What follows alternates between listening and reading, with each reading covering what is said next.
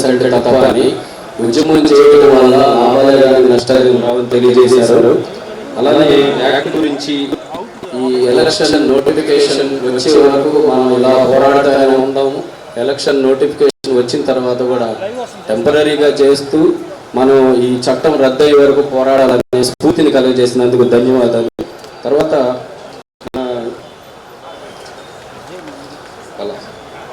Palasa bar association నుంచి వారి అధ్యక్షులు ఎన్ విశ్వేశ్వరరావు గారు, ఆయన మార్నింగే అందరికన్నా ముందు వచ్చి ఉన్నారు.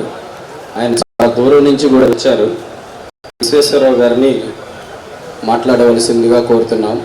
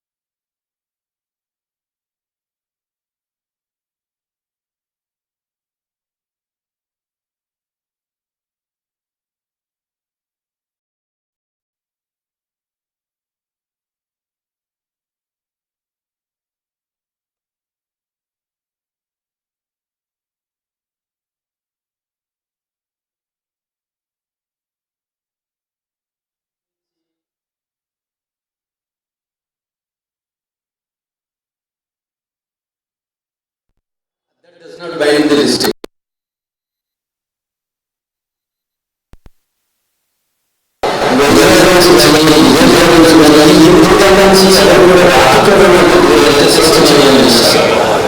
ఉన్నట్లున్నారు. అయితే వాళ్ళు ఇప్పుడు ఈ సందర్భంలో నేను చెప్పవలసింది ఎక్స్క్లూజివ్గా నా పర్సనల్ ఒపీనియన్ చెప్తున్నాను.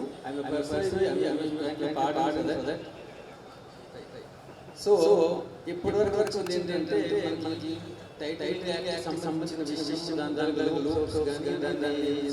రిపీట్ చేయాలని ఒక్క విషయం 100% కాదు, 200% కరెక్ట్. అందులో there is no second opinion. ఇంకో ఇది కానీ ఏమీ లేదు. బట్ మనం చేస్తున్న యాజిటేషన్ అనేది పర్సనల్ ఒపీనియన్ రిపీటెడ్గా చెప్తున్నాను. యాజిటేషన్ అనేది ఇప్పుడు వల్సాన్ గారు చెప్పారు. అప్పటి వరకు అయితే నాకు ఒక డౌట్ ఉండేది. Because once the matter is already sub judice, ఒకసారి సబ్జుడిస్ అయిందని అంటే ప్యారలల్గా మనం ఏమైనా యాజిటేషన్ చేస్తే దానికి ఏమైనా వెలిడిటీ ఉంటుందా, లేకపోతే దాని మీద ఏమైనా అదర్ లీగల్ కాంప్లికేషన్స్ కానీ కాన్సిక్వెన్సెస్ కానీ ఏమైనా ఉంటుందా లేదా అనే పాయింట్ మీద ఇది చాలా దూరంగా ఆలోచించవలసిన విషయం ఒకటి. రెండోది ఏంటంటే యాజిటేషన్ అనేది అఫ్సైడ్. ఇప్పుడు మాటకి నేను దాని నుంచి ఎక్కడా కూడా విభేదించడం లేదు. I'm not against it. But ఎక్స్క్లూజివ్గాను ఒక యాజిటేషన్ వల్లనే మనం అన్ని సాధించగలమా లేదా, దాన్ని వేరే వేరే డైమెన్షన్స్లో కూడా వేరే వేరే యాంగిల్స్లో కూడా మనం ఇంకా ఉధృతంగా జరిపించాలి అని అంటే దానికి ఏమైనా దారులు ఉన్నాయా ఏంటి అనేది ఒకవేళ చెప్పడానికి నాకు అవకాశం కానీ అనుమతి కానీ ఇస్తే 2-3 నాలుగు ఒపీనియన్స్ నేను చెప్దామని అనుకుంటున్నాను. ఒకటి ఏంటంటే ఇందులో ఎక్స్క్లూజివ్గాను మనకన్నాను జనరల్ పబ్లిక్ ప్రాపర్టీ ఓనర్స్ ఎవరైతే ఉన్నారో వాళ్ళు ఎఫెక్ట్ అవుతున్నారన్నమాట చాలా క్లియర్గా కనిపిస్తుంది. ఇప్పుడు అలాంటి పరిస్థితుల్లో మనము వాళ్ళకి సంబంధించిన అన్యాయాలు కానీ వాళ్ళ రైట్స్ అబ్రోగేట్ అవుతున్నాయి, అలాంటి రైట్స్ని మనం యాజిటేట్ చేయాలంటే డెఫినెట్గా మనం కోర్టుకి అప్రోచ్ అవ్వాలి. మనం బాయ్కాట్ చేస్తాము, మనం కోర్టులో వేయము, సూట్స్ వేయము అని అంటే వాళ్ళని రైట్ని మనం ప్రొటెక్ట్ చేసిన వాళ్ళం అవ్వం. మరి అలాంటప్పుడు ఆ రైట్స్ కూడా ప్రొటెక్ట్ చేయాలంటే అక్కడెక్కడ ఎంతమందికి అన్యాయం జరుగుతున్నదో ఆ యాంగిల్స్ మనం డీప్గా ప్రోబ్ చేసి లోపలిగా వెళ్ళి ఇంకా లోతుగా వెళ్ళి అలాంటి వాళ్ళని బయటకు తీసుకొచ్చి వాళ్ళ ప్రాపర్టీ రైట్స్ని ప్రొటెక్ట్ చేయడానికి కోర్టులో మనం లీగల్ ప్రొసీడింగ్స్ ఎందుకు ఇనిషియేట్ చేయకూడదు? అలాంటివి ఏమైనా అవకాశం ఉందా లేదా? ఉంటే మనం అది సాధించగలమా? ఆ యాంగిల్లో కూడాను ఒకసారి పెద్దలందరూ కూడా ఆలోచించవలసిందిగా నా తాలూకు విజ్ఞప్తి. And at the same time ఇదే కాకుండాను ప్రాపర్టీ రైట్స్ అయితే అది ఎలాగా పెద్దలు చెప్పారు ఆల్రెడీ ఏంటంటే no one can convey better title than what he has. ఆయనకు హక్కు లేనివాడు అందుకన్నా బెటర్ టైటిల్ ఎవరికి ఇవ్వలేడు.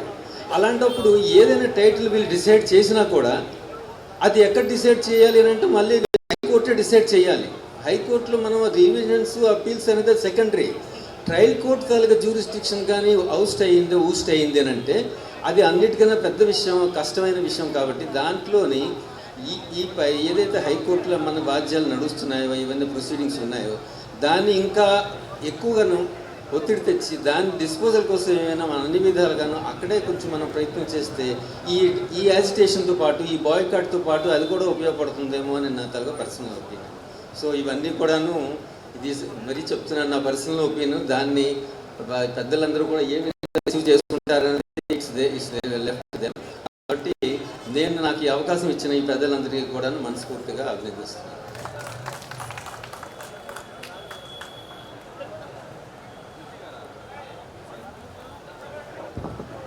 Thank you sir. Me personal